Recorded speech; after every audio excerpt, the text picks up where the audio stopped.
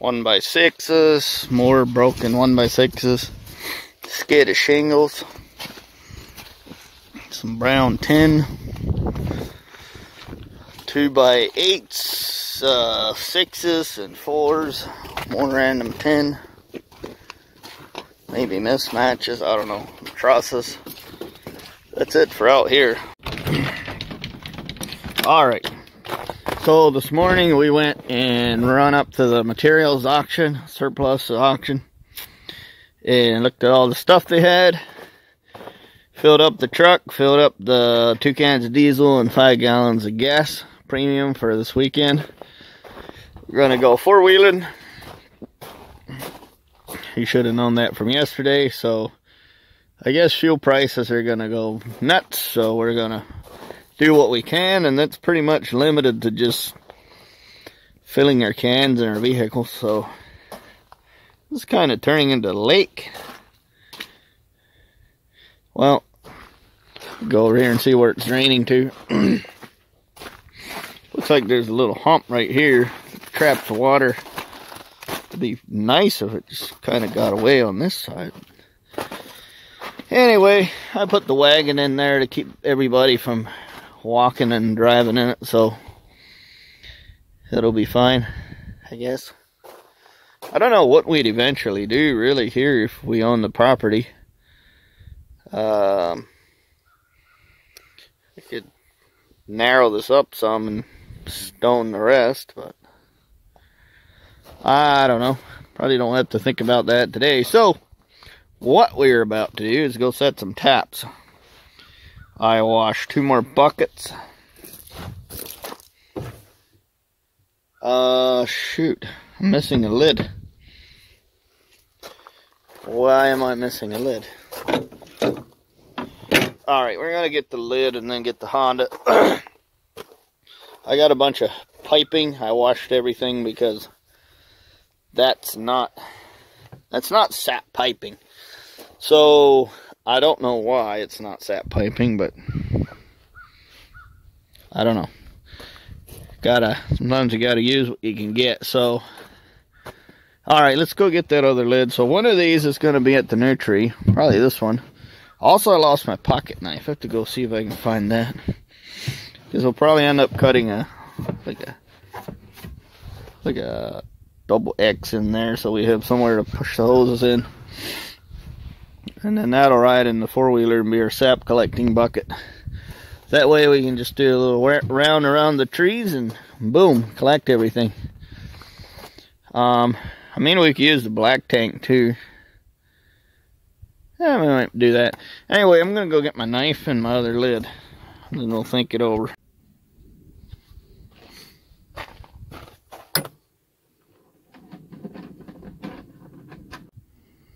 Alright, I had an alarm ring.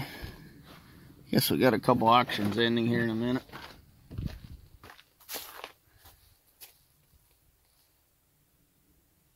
This tap here is running.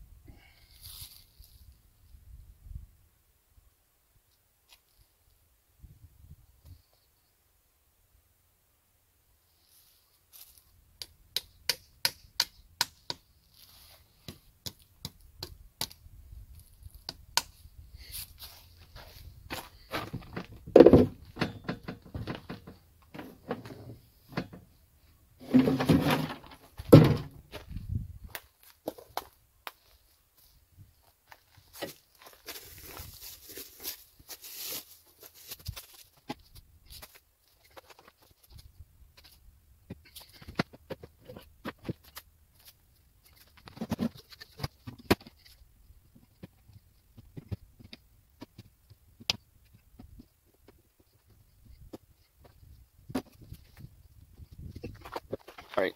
It'd be pretty good to have at least one more tap in here, but I'll show you.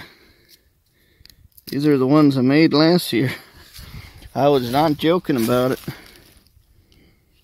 Pretty cool we could pull those out. I almost thought about bringing the pliers along.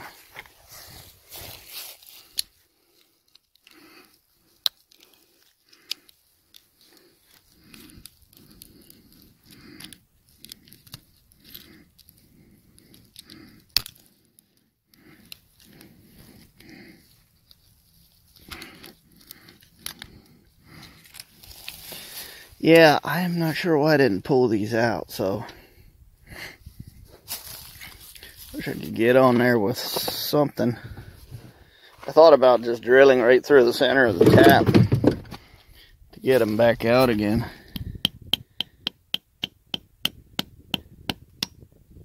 No, that's still doable. Let's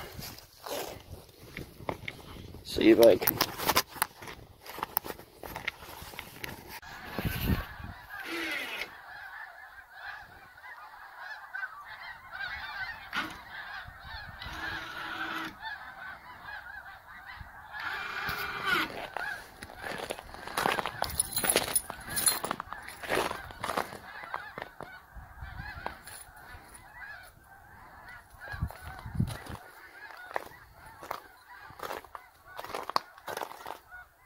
Huh.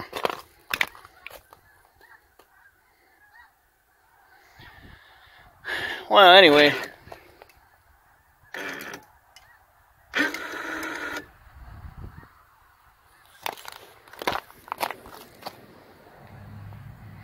Well, I'm gonna head in.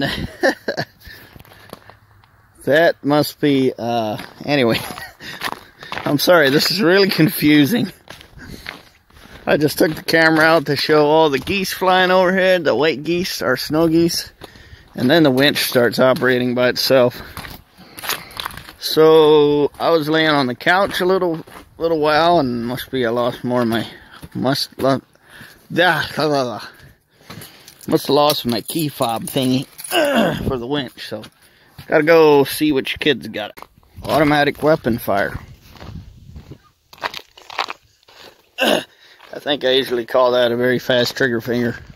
Anyway, so here, I was going to show you what I got here. I got this little thing. So, he was on the couch inside the house, pushing buttons. So, I guess we could probably just relieve stress off the cable if that thing is still... Or we could, there, perfect. Well, at least we know it works. So I'm gonna fill up my jugs and stuff. I'm getting Reed's bits ready to go when he comes over in the morning. I got his ramps, a strap, and his gas jug ready to go. So we are very close to getting dug into this, which I was hoping to do today. Oh, but we actually have a dinner invitation tonight, so it's not going to happen today. Well, what can happen today? Probably what the other thing is probably we'll oh.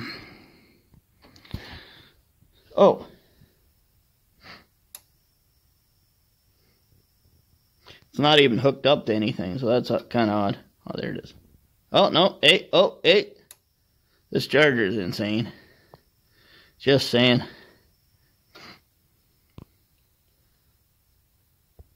Well, I don't care what it thinks. There, it's actually sparking, so. Probably a good 2/3 of all my problems related to dead batteries is related to the dumb charger. So anyway, I gotta leave, or yeah, about half. No, I don't even remember what time. It's almost 6. Yeah, no, 4, 5, almost 5. So I got a little time to clean up here, so I'll probably do that. Fill up the old heater.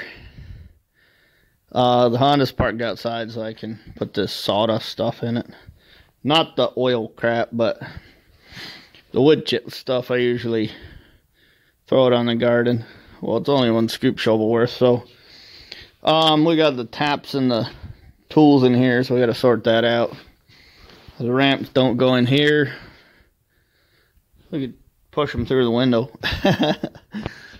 Alright, just organize and clean up a little bit, I guess, and then that'll be my night. So, that's pretty much it for today, guys. I was really hoping to get dug into this. Oh well, guess it won't happen tonight. And then tomorrow I want to go help Reed in the cabin, get a chimney put up, all that stuff. So I'm trying to get Leroy's four-wheeler ready. So so Leroy can come join us. Not tomorrow, because tomorrow we're just working outside. So basically, depending where Reed's four-wheeler is, or the Artie Cat is, it's almost Reed's. Almost. I don't mind lending him the wheeler. It's, I don't expect anything to go wrong with it. And he knows better than being stupid with it. It's kind of like me with somebody else's stuff. It's, you know, if you break it, you get to fix it, and it's still not yours. So that's not so exciting. So park the truck away, just clean up. That's basically about it, I guess. Here's some more of those snow geese.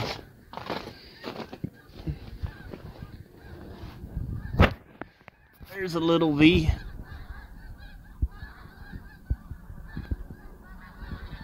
They're kind of all over. I imagine they're hunting for some food. There's probably corn out here. They combined it with a Massey, so, you know.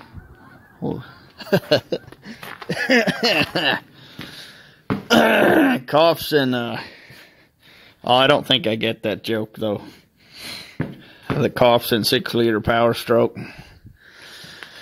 Coughs and Gleaner, or should it be coughs and John Deere? Or should it be coughs and Massey? Because, you know, they're basically the same crap.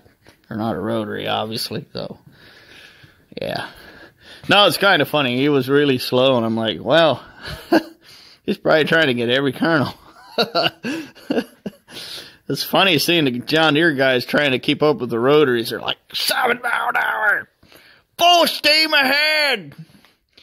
The old deer just cucking the smoke, and there's half the corn coming out the back, and it's like, come on. you could just buy a rotary, you know. Just get a red combine, because there's a couple guys out there that are diehard deer guys, and they got a rotary and way in the back somewhere, because when it comes down to it, you want to actually shell your corn and shell your beans, and, you know, really thrash your stuff out and make the money. And at the end of the day, that's why they have the rotaries. It's kind of like the International 600 forage blowers. Everybody's got one. They just might not know it. Because of the Miller Pros, you know, obviously, they're very popular. They're a copy of the International 600, right? All of them anymore are copies of the 600. So a lot of farmers out there, they're diehard deer guys. Everything's deer, man. Even their money's green, you know, so they got an International 600. And if they really care about their profits, they'll have a rotary too. So it's hard to get away from good engineering. It really is. Too bad we haven't figured it out with snowmobiles, right? I was looking at Honda's prototypes. Honda actually built a couple snowmobiles. Now, I'm not going to tell you about it because you ought to go Google it. Unless I stick some pictures in, it'd be pretty funny. That'll make this video worth something, right? No, they did, but I guess Yamaha made some, and they were sold under a bunch of different names, like Snow Scoot, maybe John Deere too. So that's pretty cool. I mean, if you're a fan of Japanese engineering, it's just not a lot for snowmobiles. The motors are everywhere. So, well, you could do Yamaha, We had 4 different snowmobiles over 2 days with 4 different issues, so that's not very heartening. But also considering they got, well, the one I had 8,900 miles on it, so you know she's taken a licking. Everybody's had her. She's been passed around the circle once or twice, and you could tell, you know. So I don't know. I got different ideas, like sticking a Honda street bike motor in a snowmobile chassis. But I mean, what chassis then? How is that fair, you know? The other thing too is, why not get a big Honda 350 quad and turn it into a snowmobile, right? Because I mean, look at it. Really, I mean, take the fenders and swing arm out. What have you got? I mean, a 350 wouldn't be a 600, but it'd be, you know, it'd be a lot of plastic prototyping, with a lot of plastic work involved, but I don't know. Think about that. I mean, if you got, you could probably take this and graft like a Yamaha front grille into it. But wouldn't that be something? Wouldn't that just be something? It'd be crazy. It'd be absolutely nuts. You'd have to move your driver back, at your operator position back. They got the gas tank under the seat too, so you probably take a bunch of Yamaha stuff. You'd almost have to have a snowmobile graveyard to even get the plastics and stuff to work right, but you'd have to move your operator back on the tunnel, drop the center of gravity, probably pull the front suspension back as far as you could. The Honda suspension on the quads is basically the style of suspension I'd like to see on the snowmobile, so you might be able to tuck it together in the middle and lengthen the arms, but still use that same geometry and shocks, and then move yourself back, build a tunnel, stick the Yamaha tank on it. I mean, and then basically you got it, right? So probably have to do some stuff with the gearing, but I mean, you'd be using a jack shaft probably, which would allow you to do some stuff, but it'd be a manual snowmobile. Can you imagine that even? I guess if you had a 350, I think that's the biggest. Maybe that's not the biggest Honda they ever made, but I mean, you could do that. Have a 137-inch. I think it's a 137-inch track. Maybe a Yamaha tunnel and tank. That would be nuts. But I mean, look at that. Look at that right there. There's a 425. You set a straddle of it. It could be a V-twin. That'd make it a 850. So right there, I mean, you're right up to the nose of her. So it's an interesting thing. It really is. It'd be rather mind-bending if you were to just stick a 121-inch track on the back of an ATV and maybe use that rider balance. I'm not sure that it would work too well, but I don't know. I really don't know. I mean, you wouldn't have, with a 425 even, you wouldn't have that 90 mile an hour top speed or 120 mile an hour top speed. You'd be maxed out at, well, obviously your drivers are smaller than your wheels, so you'd have to do some jack shaft jiggery to make it work. You might be able to use like an upside down gearbox or some deal. Like, what I mean is, take a gearbox like this, flip it around. You'd have to mount the brake on the side, or somewhere else entirely.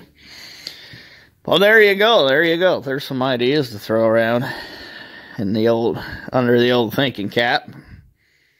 But it'd be nuts. I don't think it would ride that well with a 121-inch, but I mean, maybe it would ride well. You'd just be sitting way forward. You'd be riding over the engine. It'd probably look like a 100 and 44-inch track, or larger even. It looked nuts. But, I don't know, yeah. I gotta stop talking. I should just shut up and go away now. So, anyway. There's things to do, so I'll just mosey on. Just mosey on out of here and forget about it.